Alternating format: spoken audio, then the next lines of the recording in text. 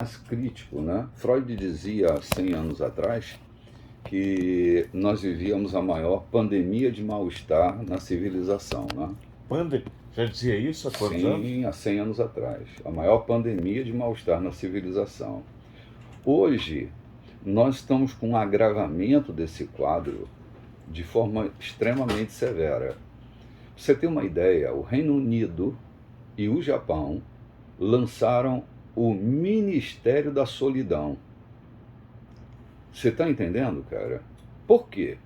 Porque as pessoas estão ficando cada vez mais isoladas. É produção rápida do isolamento.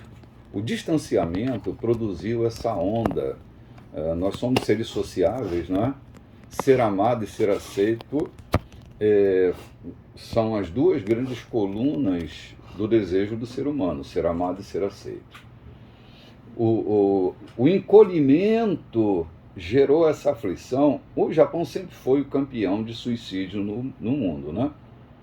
Então, a medida agora foi criar o Ministério da Solidão. Sim, porque assim, a solidão ela não é um problema para o ser humano. Da pele para dentro nós estamos sós, não é? O problema são as vozes e as companhias que nos habitam.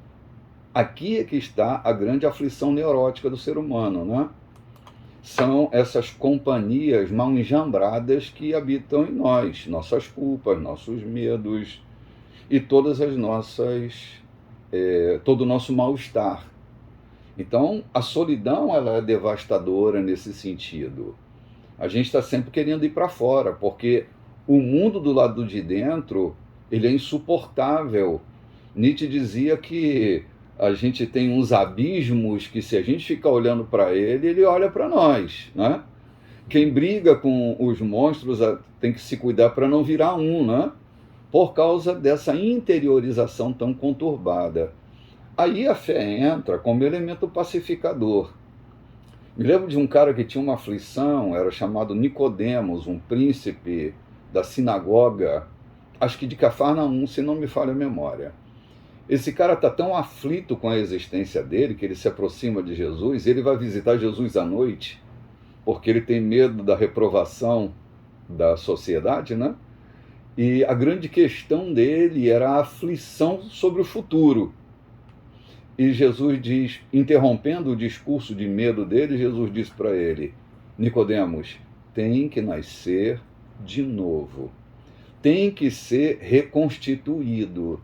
Porque nós somos constituídos, né, psiquicamente na nossa pequena infância. Do útero ao 18º mês, a gente tem a constituição do nosso psiquismo, né? Então, o homem é aflito por natureza. Não tem ninguém normal, né, Robson? Ou somos neuróticos, ou somos psicóticos, ou somos perversos, ou somos autistas, né? Então, assim, não tem ninguém normal. Verdade. Então, assim, nascer de novo é ser reprogramado. Era essa a proposta de Jesus. Fazer uma grande reprogramação dessa natureza que foi constituída pela sociedade, né? A gente deixa de ser animal humano para ser ser humano. E quando a gente se torna ser humano, a gente só se torna ser humano por causa da influência da sociedade, da cultura, né? Porque como animal humano, nós viveríamos por instintos. E nós perdemos os instintos para adquirirmos pulsões por causa dessa cultura que nos influencia, né? Nós somos constituídos por 3 registros básicos: o real, o simbólico e o imaginário. Pronto, basta imaginar. Nós que somos neuróticos, nós sofremos de pensar, nós sofremos do pensamento, né? O neurótico é um doente do pensamento. Ainda nem aconteceu e a gente já está previamente morrendo, né? Verdade. Ainda nem existiu e a gente já está aflito, né? Então são essas coisas que, nesse momento da pandemia, né, a polarização ela é uma ferramenta extremamente negativa. Essa guerrilha que a gente se encontra, vamos falar do nosso país, né? Pois não. Essa guerrilha miliciana, né? É miliciana. Esses extremos não ajudam nada e não ajudam a ninguém. O que acontece é que cria ainda mais aflição na natureza humana, né? Ira, raiva, né? Pessoas que deixam de se falar da própria família por causa de partidarismos, por causa de religião, né? Então é uma grande confusão esses sistemas, né? Porque a gente é tão singular, né? A gente é tão singular que a gente não cabe dentro de um sistema. E aí a gente tem as sistematizações que tentam nos enquadrar e a gente não cabe ali dentro. E aí a aflição é inevitável, né, Robson? É como se quisesse colocar um oceano dentro de uma bola. Sim, Um amigo claro. falou isso para mim uma vez. Aí, Sim. às vezes o ser humano é assim, você quer colocar um oceano dentro de uma bola. Coloca uma bola na sua frente, mas uma bola pequena. E colocar um oceano, então, as possibilidades da gente. Renato, gente, nós estamos conversando com o pastor Renato, e o Renato sempre que vem aqui, eu fico aflito. Por que eu fico aflito? Porque a gente poderia fazer uma manhã inteira de conversa boa, não é? Eu acompanho o Renato nas redes, ele tem colocado muito, eu tenho acompanhado tuas lives lá, Renato. Sim. Me permita chamá-lo de Renato. Ah, por favor, esse é meu nome. Renato significa o renascido. O renascido, que conecta fins com começos. Fins com começo. O nome Renato gosta de dizer Renato. Renascido. Renascido. Então, nós perdemos a oportunidade, Renato.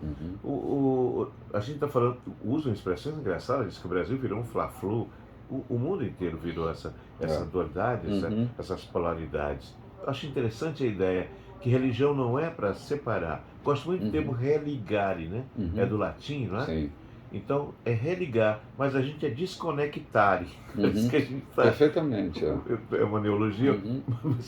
Então, a humanidade perdeu essa oportunidade, Renato. Parece que nós temos nas mãos, ainda temos uma chance. Quando eu vejo a Ômicron surgindo, eu digo assim, nossa, parece que o Criador está dizendo, olha, vamos tentar de novo. Vamos tentar. Porque a África, o material chegou para a África, Renato, mas as guerras da África continuam acontecendo e ela não foi distribuído. 0, alguma coisa do que foi para a África foi distribuído, Renato. É o problema do tribalismo, né, Robson? Ainda existe, quer dizer, nós estamos no século XXI e você está falando de tribalismo. Sim. É também a polarização. Então, há interesses N, né? N interesses. Não há um interesse só econômico. Há projetos de poder, há projetos sórdidos que, então, não facilitam, né? Por exemplo, qual é a grande proposta de Jesus? A facilitação. A facilitação. Tu te lembras do dia em que Jesus vai visitar Lázaro, que está morto? Ok? Lázaro está morto. Maria, sua irmã, vai conversar com Jesus e tal. E ele diz, não, ele vai renascer de novo, vai nascer de novo, ele vai ressuscitar. Elas, assim, eu sei, no último dia. Diz, não estou falando agora, ele está dormindo, não está morto. De fato, ele estava morto, clinicamente morto.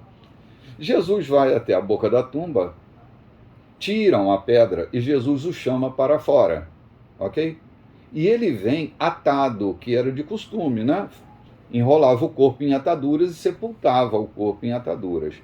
Lázaro vem pulando lá de dentro, porque está atado.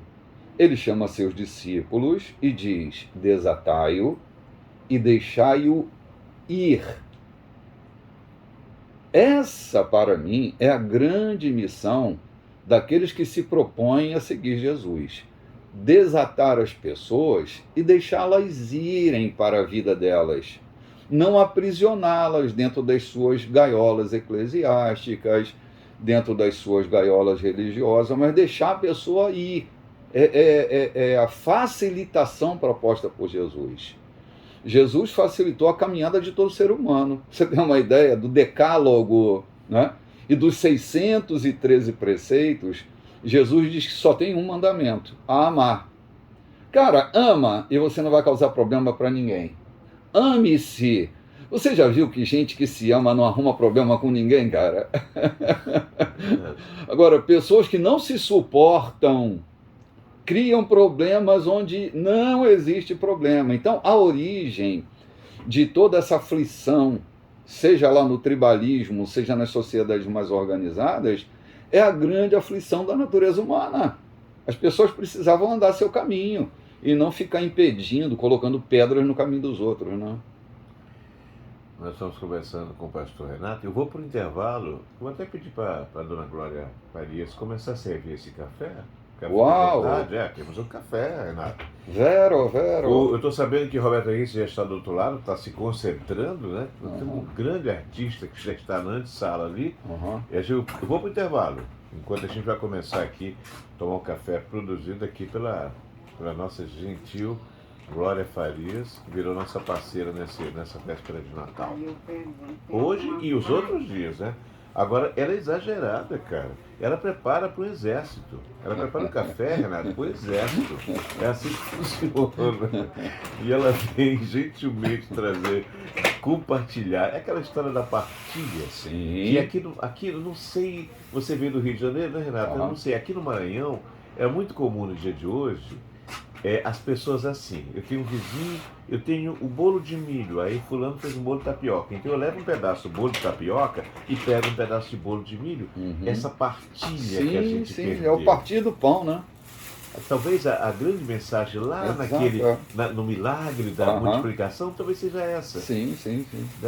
Dessa possibilidade, porque a gente às vezes, me desculpem, alguns leem Bíblia pensando que o tempo é só aquele. Ai, olha só como era naquele tempo. Nós estamos vivendo, nós somos a sequência daquilo ainda. É verdade, somos a história, né? Nós somos a história, a sequência da história. Eu vou no intervalo, gente, rapidinho, voltamos. Estamos conversando com o Renato, daqui a pouquinho eu vou juntar também aqui já o meu amigo Roberto Risse nesse especial de Natal. Voltamos já. Rapaz, que dia bonito é esse que eu tô aqui, hein? Então, a Glória, sim, aí ela vai. Eu tenho copos descartáveis aqui. Eu tenho bastante copos descartáveis lá na outra, lá na sala de lá. Na sala. Eu trouxe? Ela é assim, ela traz tudo. Ela num drone. Tô te falando? Eu penso e ela faz. Né? Ora. Vem cá, tu tá fazendo? Tu me manda um cara me ligar dizendo assim, Luiz, feliz dia. Daí tu quer que eu saiba que é rima oficial. Foi por isso, eu briguei contigo e briguei com ele também. Tô sabendo. Eu não sabia que era rima, pô. Tudo bem? Querido. Tudo bem, querido? Como é que vai? Tudo bem? Pastor Renato. Bom dia. Dona Glória tá com um cafezinho pra nós aí. Aí eu não sabia, Ramos, que era rima aí. E Roberto Risse, uma curiosidade, aquela música